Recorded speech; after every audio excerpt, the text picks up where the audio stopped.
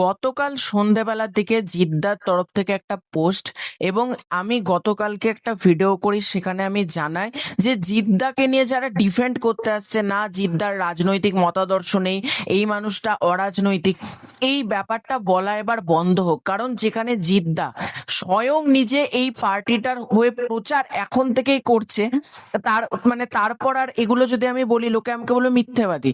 কারণ আজকে জিদ্দার প্রোফাইল খুলেই দেখা যাবে।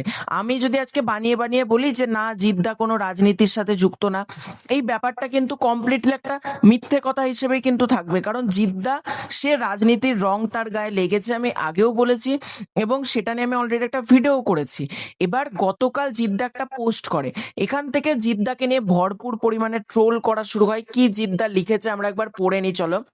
এই জিত, এই বিজয় ভারতীয় জনতা পার্টির জন্য এক অতিরিক্ত দায়িত্ব নিয়ে এসেছে। এটা শুধু একটি রাজনৈতিক জয় নয়, মানুষের প্রতি এক বড় অঙ্গীকার। পশ্চিমবঙ্গ এমন একটি ভূমি যা সম্পদ, প্রতিভা, সংস্কৃতি এবং অসংখ্য মানুষের অবদানে সমৃদ্ধ।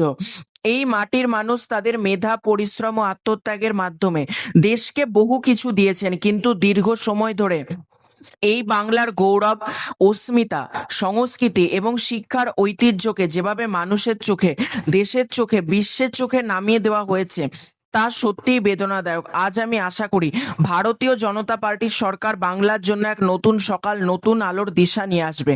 আমাদের প্রধানমন্ত্রী শ্রী নরেন্দ্র মোদীজি যে প্রতিশ্রুতি দিয়েছেন, মোদির গ্যারেন্টি, সেই কথার ওপর আজ কোটি কোটি মানুষের আশা ও বিশ্বাস দাঁড়িয়ে আছে।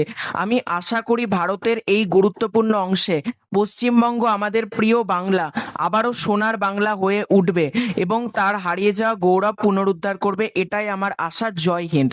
এটা জিদ্দা ইংলিশেও পোস্ট করে, হিন্দিতেও পোস্ট করে। এখান থেকে স্পষ্ট, জিদ্দা এত বছর রাজনীতি নিয়ে কথা বলেননি, কারণ জিদ্দার পছন্দের দল তখন ক্ষমতায় ছিল না। এবার এটা কিন্তু কোনো অন্যায় না। আজকে আমি বারবারই আগের ভিডিওতে তো আমি বলেছি যে সবার মোদিকে ভালো লাগবে না, সবার মমতাকে ভালো লাগবে না, সবার সিপিএম কে ভালো লাগবে না। প্রতিটা মানুষের নিজস্ব চিন্তা ভাবনা রয়েছে, পলিটিক্যাল আইডিওলজি আলাদা হতেই পারে। জিদ্দা এখনো পর্যন্ত পলিটিক্যাল পার্টির কোনো ঝান্ডা ধরেননি। জিদ্দা হতেই পারে বিজেপি কে বেশি ভালোবাসে, এটাতে তো অন্যায় কোনো কিছু নেই। কেউ টিএমসি কেও ভালোবাসতে পারে, কেউ সিপিএম কেও ভালোবাসতে পারে, এটা সম্পূর্ণ যার যার নিজের ব্যাপার।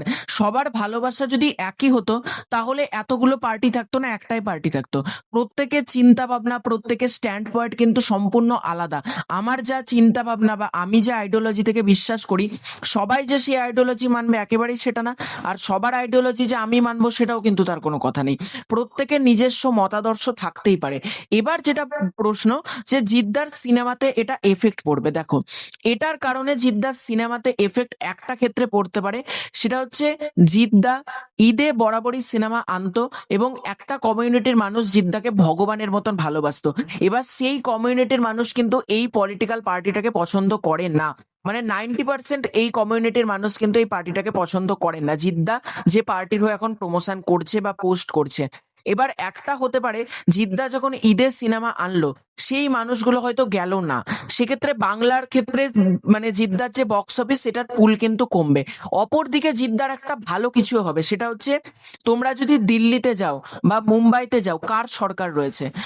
বাংলা এতদিন বাংলাতেই ছিল না, বাংলার বাইরে তোমরা যদি প্যান ইন্ডিয়া মার্কেটটা যাও, কার সরকার রয়েছে? অবভিয়াসলি ভারতীয় জনতা পার্টির সরকার রয়েছে, বিজেপির সরকার রয়েছে। এবার বিজেপির সরকার যখন সেখানে রয়েছে, জিদ্দাকে বিজেপির হয়ে প্রমোশন করতে হবে, কারণ জিদ্দার লক্ষ্য হচ্ছে প্যান ইন্ডিয়া।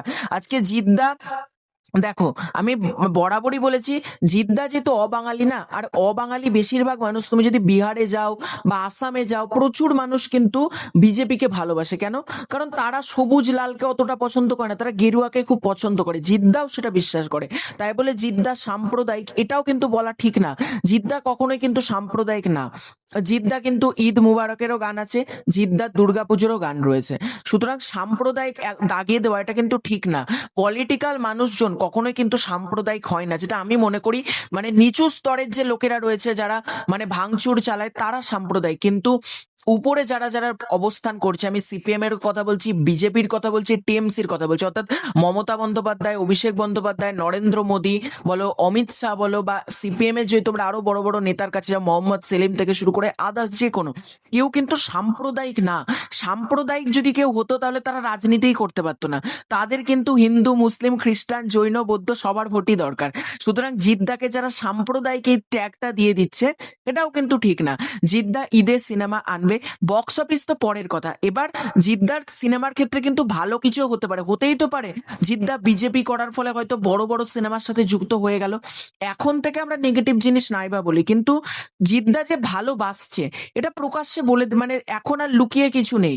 অনেক মানুষ এখনো পর্যন্ত ডিফেন্ড করার চেষ্টা করছে না জিদ্দা কোনো পার্টি পছন্দ করে না, এটা ডিফেন্ড করার কিছু নেই। জিদ্দা প্রকাশ্যে সেটা প্রমাণ করে দিচ্ছে। বিজেপি জেতার পর জিদ্দার আনন্দ সুলভ একটা পোস্ট, জিদ্দার তারপর মানে শপথ গ্রহণ অনুষ্ঠানে যাওয়া, তারপর মানে জিদ্দার গতকালকের পোস্ট। এবং তোমরা যদি বলো বুম্বাদা, বুম্বাদা কিন্তু সেরকম মানুষ না। বুম্বাদার প্রতিটা পার্টির সাথে কিন্তু সমান ভালোবাসা, কিন্তু জিদ্দার সিপিএম বা তৃণমূল আমলে কিন্তু এত উচ্ছ্বাস আমরা দেখতে পাইনি রাজনৈতিক কেরিয়ারে। অর্থাৎ সেই মানুষটা এতদিন শুধুমাত্র কিন্তু মুখেই বলতো সে রাজনীতি বোঝে না, আমি যেটা মনে করি। কারণ তার দিক থেকেও তো তার একটা ভয় রয়েছে। এখন যদি বলে সে বিজেপি করে, তৃণমূল তো মানে যে দলটা ছিল তার তো তার সিনেমা নাও রিলিজ করতে দিতে পারতো, তাই না?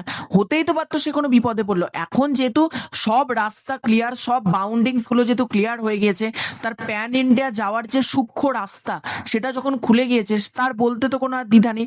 সে এতদিন পর্যন্ত বিজেপিকে গোপনে সাপোর্ট করেছে, এতদিন পর্যন্ত সে বিজেপিকে প্রকাশ্যে বলেনি যে সে ভালোবাসে, এখন সে প্রকাশ্যে বলছে ভালোবাসছে। এটাতে তো অন্যায় কিছু নেই। আজকে প্রত্যেকের তো মত প্রকাশের জায়গা রয়েছে, কেউ তৃণমূলকে ভালোবাসবে, কেউ সিপিএম কে ভালোবাসে, কেউ কেউ বিজেপিকে ভালোবাসবে। এই বিজেপিকে যারা বলছে তেল মেরে চলছে, জিদ্দার এবার মানে সাম্প্রদায়িক হয়ে গেছে, এগুলো ঠিক না। কাউকে নিয়ে ট্রোল করব, কাউকে নিয়ে মজা করব, খিল্লি ওড়াবো, এগুলো কিন্তু কখনোই রাইটস বলে আমি মনে করি না। আমার উচিত প্রতিটা অভিনেতাকে কিন্তু সম্মান দেওয়া, যোগ্য সম্মান দেওয়া। জিদ্দা সেই সম্মানটা ডিজার্ভ করে। মানে আপনার সাথে যদি পলিটিক্যাল আইডিওলজি না মেলে আমি যে একটা অপমান করে দেবো, সেম জিনিস দেখেছি মিঠুন চক্রবর্তীর ক্ষেত্রে, সেম জিনিস দেখেছি আমি দেবদার ক্ষেত্রে। কেন? আগে তো সে মানুষটা অভিনেতা রে ভাই, পরে পলিটিক্স, পরে কিছু। আগে দেখি না জিদ্দার সিনেমা খারাপ হচ্ছে নাকি, তখন আমরা কথা বলবো। জিদ্দা পলিটিক্সে কি যুক্ত হচ্ছে কিনা, মানে এখন তো সে ইনডাইরেক্টলি যুক্ত রয়েছে, সে জানিয়ে দিয়েছে সে বিজেপি, কিন্তু ডাইরেক্টলি তাকে ভোটের প্রমোশনে দেখা যাচ্ছে কিনা আর 3 বছর 4 বছর 5 বছর বাদ দেখো। এখন থেকে লাফালাফি করার তো কিছু নেই, এটা আমি অন্ততপক্ষে মনে করি। আর প্রত্যেককে নিজের মত প্রকাশের জায়গা দেওয়া দরকার। আমি মিঠুন চক্রবর্তীর ক্ষেত্রে একই কথা বলবো, ট্রোল কাউকেই করা উচিত না। দেবদার ক্ষেত্রেও তাই, রাজ চক্রবর্তীর ক্ষেত্রেও তাই। সবাই কিন্তু সিনেমার মানুষ, প্রত্যেকে সিনেমা বানাতে এসেছে, ভালো কিছু দিতে এসেছে। সিনেমার মানুষের পলিটিক্যাল আইডিওলজি যাই হোক না কেন, তাই দেখে চারটে তাকে গালমন্দ করবো, এগুলো কিন্তু প্রচন্ড অন্যায়। আর আমি মনে করি এই অন্যায়গুলো প্রত্যেকের উচিত বন্ধ করা। দেখা যাক না জিদ্দার সিনেমা কেমন হয়। পলিটিক্স তো জিদ্দা যদি করেও, সিনেমাতে কি কোনো এফেক্ট পড়ছে বা সিনেমার কোয়ালিটি কি কমে যাচ্ছে, তখন এগুলো নিয়ে আলোচনা হবে যে পলিটিক্স জিদ্দাকে শেষ করে দিল। এখন থেকে কেন যে জিদ্দাকে পলিটিক্স শেষ করে দিল? জিদ্দার কি তার মত প্রকাশের কোনো মানে রাস্তা নেই যে জিদ্দা মত প্রকাশ করতে পারবে না, তাই না? এটা আমি অন্তত পক্ষে মনে করি। তো তোমাদের এই পুরো এন্টায়ার বিষয়টাকে নিয়ে কি মতামত কমেন্ট করে জানিও। খুব শীঘ্রই দেখা হচ্ছে নতুন কোনো ভিডিওতে। চ্যানেলে প্রথমবার হয়ে থাকলে সাবস্ক্রাইব করে দিও। Bye bye.